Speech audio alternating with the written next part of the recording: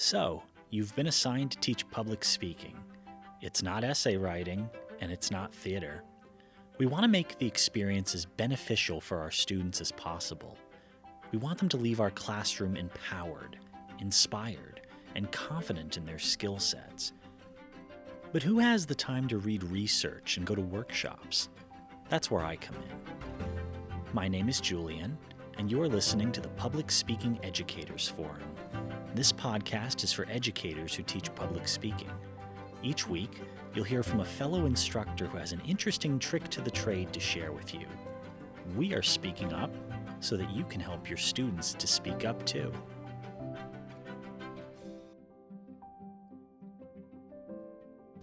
Tonight on the forum, we'll be speaking with Mr. Eric Kennedy, who is the Director of Academic Affairs in the Tyler School of Art and Architecture at Temple University in Philadelphia. He has worked in higher education for over 10 years, serving as an admissions counselor, academic advisor, associate director of an honors program, and adjunct instructor at universities in Maryland, Michigan, and Pennsylvania. Mr. Kennedy is a graduate of Drexel University's Master of Legal Studies program, as well as the University of Michigan's graduate program in higher education. Most recently, he has taken coursework in higher education teaching, focusing on communication pedagogy. Mr. Kennedy, welcome to the forum. Thank you. Thank you for having me. We appreciate your time. So I understand that one of your teaching interests is the integration of reflective practices into the classroom. And my first question for you is, why reflection? Why is it important? What is the value of it from your point of view? Yeah, so I think you're really kind of even leading in with this.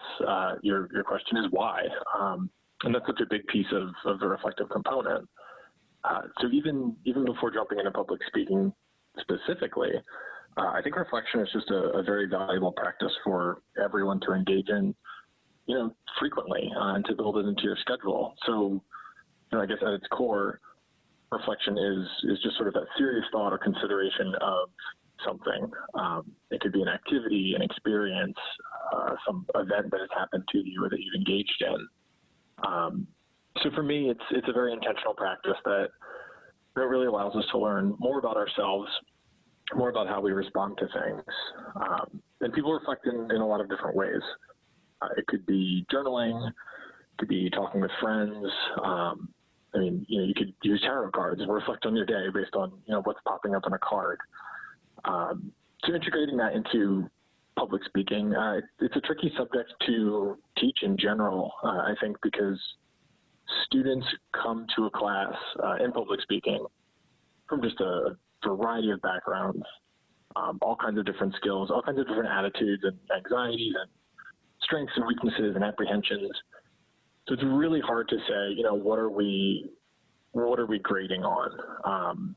So is the student, going to finish the class and be a pro public speaker? Like, are they going to be stage ready? Whereas, some students, they're coming into the class trying to figure out just how to speak more clearly and how to have that confidence to speak up in the first place, and to not, lose days worrying about a presentation. And I think, anyone who's ever assigned a speech or assigned a presentation, you kind of find yourself struggling to find that line. Like, okay, oh wow, that student, they did their best or they really improved, but they're not the best speech. So do they also get 100? So it's how do you find that sort of more objective way to grade? When performance is maybe not the only thing that we're looking at.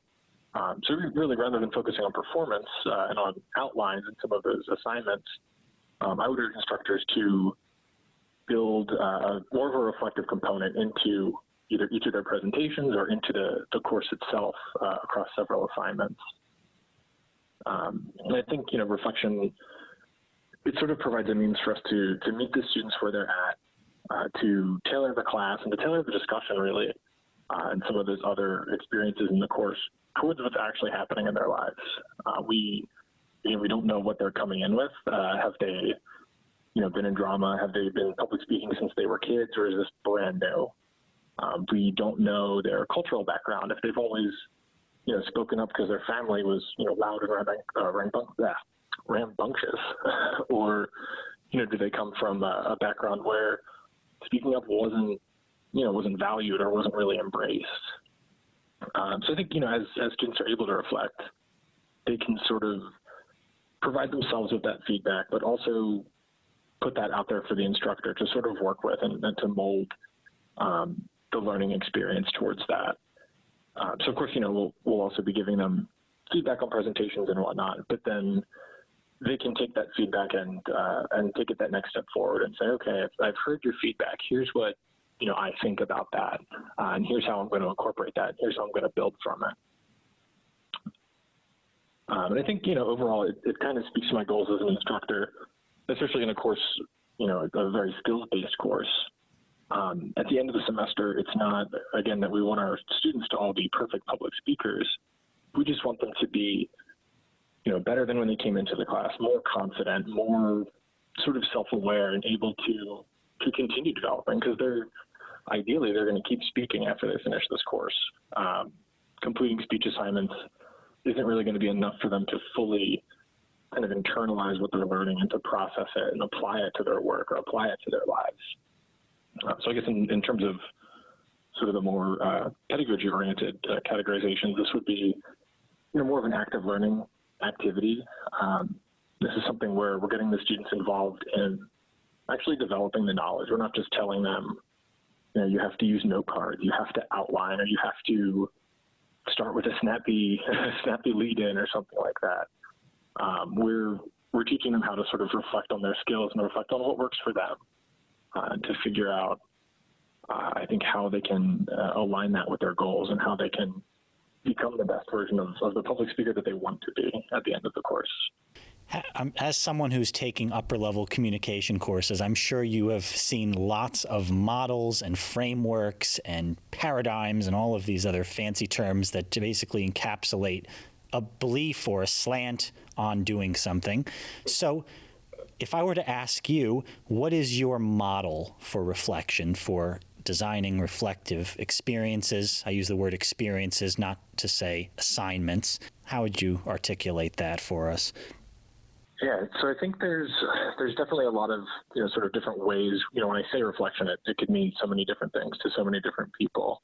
So again, I think it's sort of that conscious, directed practice. It's almost like if I were to ask you, like, what's your favorite band? You could answer the question.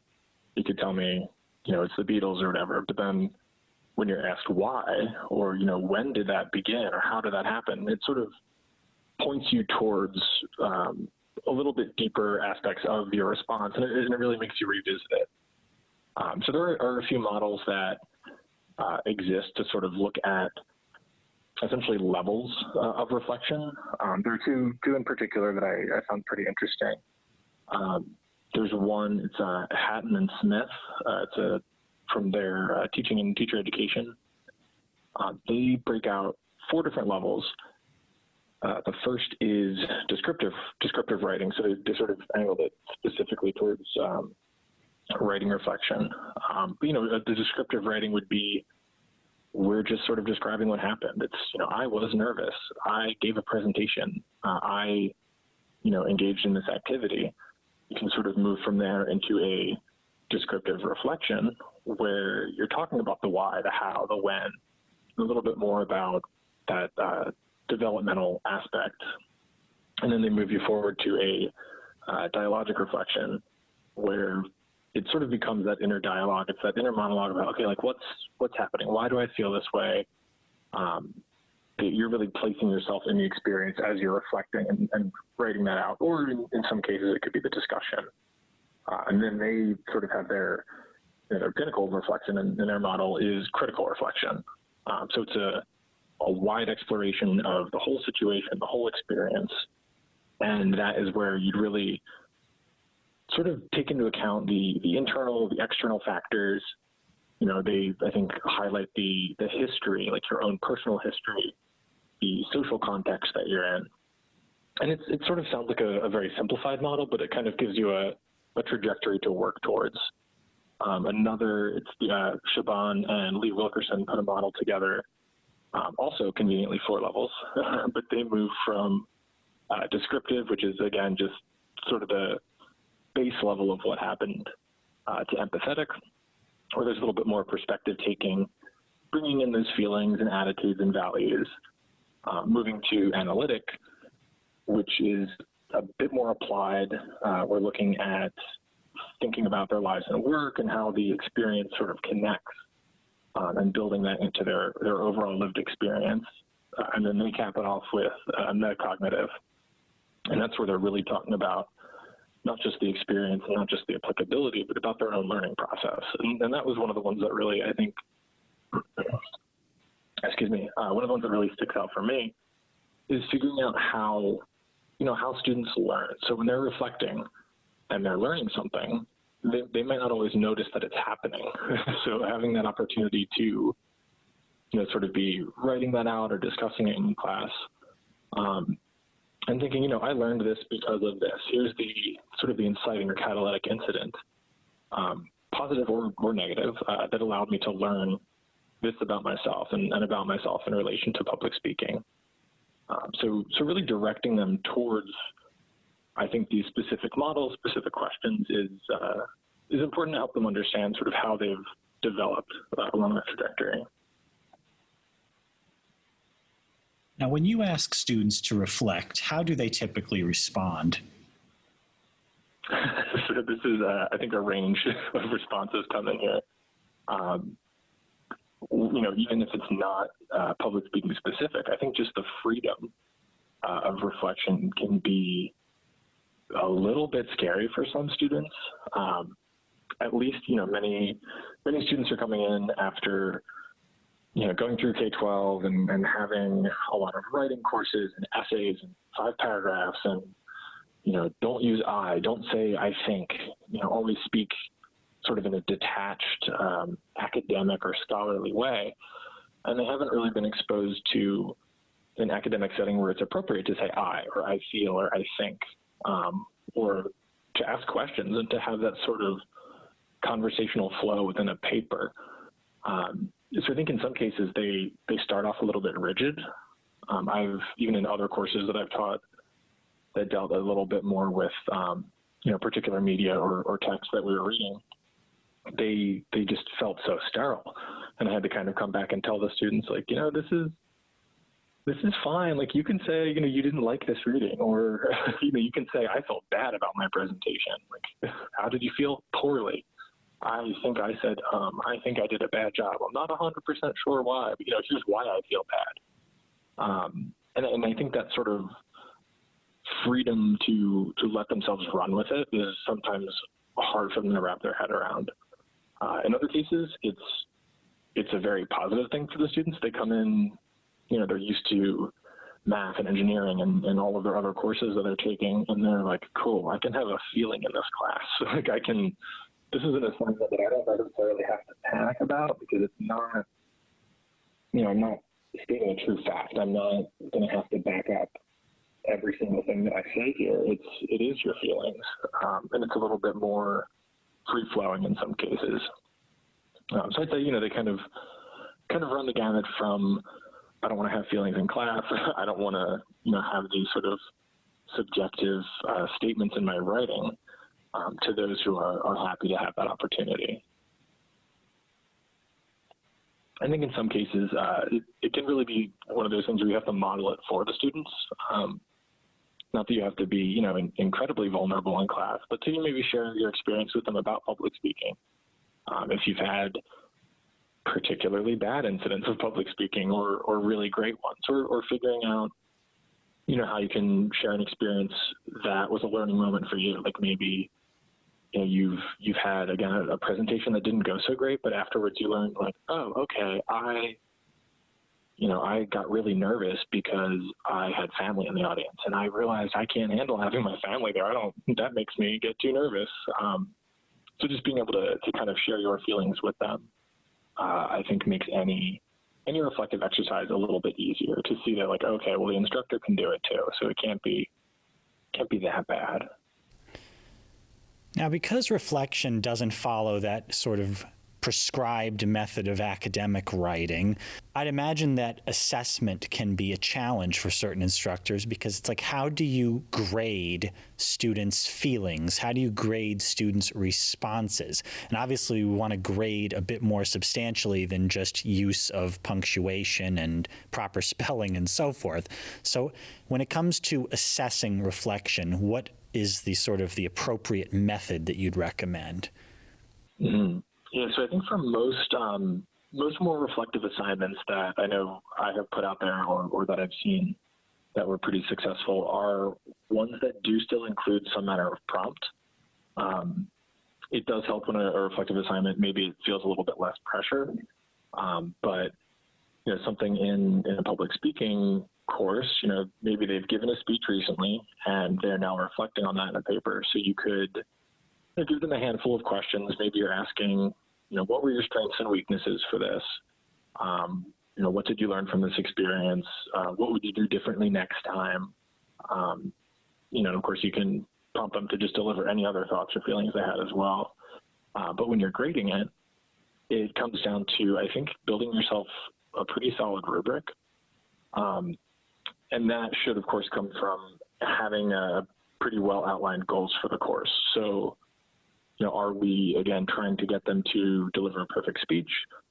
Probably not. So goal-wise, we might be looking at, does the student understand themselves in the public speaking setting? Is the student able to apply this learning and their experience to, their work or to their prospective career? So looking at a reflective paper, we might, have several of these prompts or categories or sort of little questions that we'd like the student to address, and then we might rank each one of those on a level of reflection. So it could be, again, sort of like one of those models that I shared earlier. You could say, 1 through 4 points. Is it descriptive or is it critical? Or is it, this is an analytic level of reflection. Let's give it a 3 points. Or you can sort of build your own rubric out of these, myriad of definitions and models and scales of reflection. So I think in some cases there's still that level of, okay, here's all the questions we want you to hit, here's all the boxes that the students need to check, but it may look like the assignment of the points or the value across those different factors are going to be the level of reflection. So it's, the difference between the student saying, I felt like I did a good job on this speech. It was a lot better than my last one. I didn't stutter and I made my time. I'm like, that's all well and good, but that's very descriptive versus, a student who says, I made my time, I spoke very clearly, and the thing that really helped me make my time was, I had a friend in the audience who threw a hand up, or I took a look at the clock at the beginning, or I practiced a whole lot.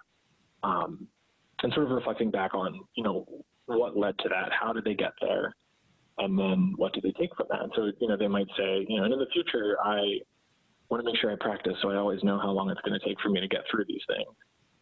So having sort of that next step that you can say, okay, well, that was clearly a little bit better response here. I think it's also important to not, again, like you said, it can seem a little bit more subjective. So you definitely don't want to put the entire crux of the full course grade on just reflection. I think it's very much something that should complement other grading sources in the course. So for instance, again, you might have, a speech, you might have a presentation or some other kind of project, and then maybe one component of it or some percentage of it does come from this reflection paper or reflection journal. So it's, maybe the speech is worth 10 points and maybe the reflection is even worth 10 points. So it's a matter of, did they complete the speech? Did they hand in the required materials? Did they have their PowerPoint slides? All of, kind of the standard public speaking pieces, but then also moving some of that grading weight and moving some of the work over to a reflection paper or reflection exercise.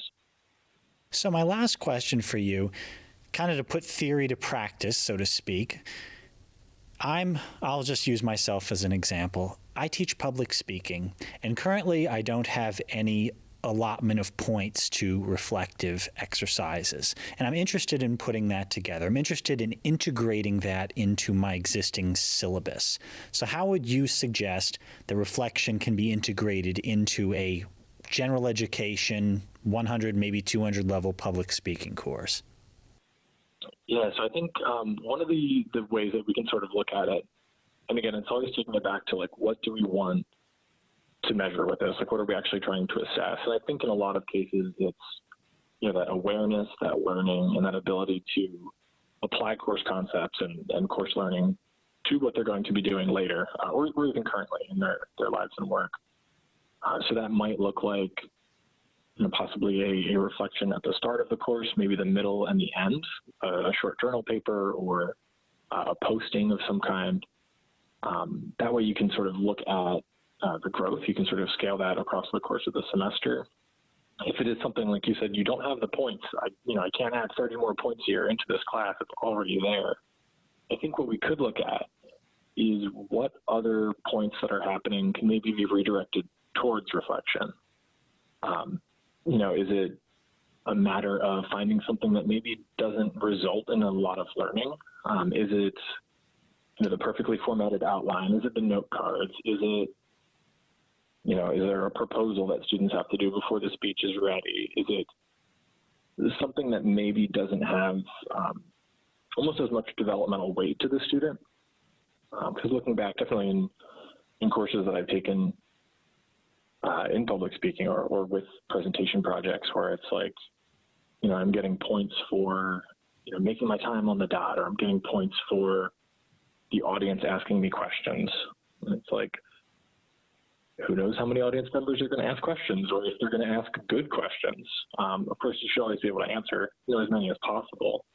But, is that the best direction of points to put it on something so volatile as the audience in a public speaking course? So it could be a matter of finding those spaces where, maybe it's not a lot of points, but it's finding something where you can potentially redirect that towards a reflective exercise. And if you can't, if there's really no way to grade it or to put a point value on it, I don't think that's necessarily a reason to keep it out. It could be a matter of, building it into the course discussion. Maybe there's a few lectures where you don't want to have to speak for the entire class. You don't just want to sit and talk about public speaking best practices or public speaking anxiety. Even the day where you're probably going to have that on a lot of syllabi, you're going to talk about different reasons and different times in the public speaking cycle and in the preparation cycle where students can become nervous. But maybe it's a reflective discussion. It's saying, hey, everyone, when do we feel nervous? Like, what makes you anxious about public speaking? That could be in the beginning of the course. That could be, after the first speech. You maybe have a day where it's a little bit less formal and everyone chats about, like, what do they think went well? What went badly? After the first speech, how did they feel overall about their ability based on that one versus at the start of the class? So I think finding times to kind of build it in and maybe to find a way to make it a little bit more of a priority, just to ensure that students do have that moment to learn from it and to kind of internalize what it is they're doing, because we definitely don't want them to finish the public speaking course, make their way through, maybe they've sweat their way through 5 presentations, or alternatively breeze their way through 5 of them, gotten their grade, gone out the door, and never thought about this again. And that, I think, is kind of the scariest end for an instructor is, oh no, they finished the class, the grades look fine, but what if this never matters again to them? And there's reflective pieces. It could be, if they're learning something about themselves, hopefully they'll carry that with them, but also if they're reflecting and applying their learning directly to the work they want to do. Maybe it's a student, they don't plan on being a public speaker. I mean, not many people, I think, aspire to roles that have a ton of public speaking in them, but you might have that student who, their goal is just to be able to speak more confidently in front of small groups. So they could finish the class if they've been able to reflect and to sort of direct their attention from the class and from what they're learning towards, speaking in a boardroom, speaking in a meeting or a department meeting or something. So they might be able to take a public speaking experience where it is maybe formal speeches and go, oh, okay, I actually never going to give a speech again if I can help it. But I feel a little bit better about speaking in front of like my boss, my team, maybe later on, people who report up to you, and then they can have a little bit more confidence in those areas. Well, we've come to the end of yet another episode, but before we go, I want to just say thank you to Eric Kennedy for taking the time to talk to us and share such a valuable approach to teaching and learning. As you've learned tonight, integrating reflection into the learning process takes it to greater heights.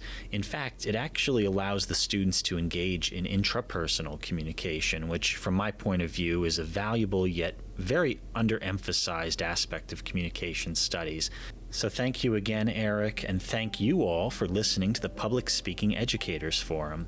Be sure to subscribe to our podcast on Spotify and Audible.com. Follow us on Twitter at PSEF Podcast, and be sure to tune in again soon.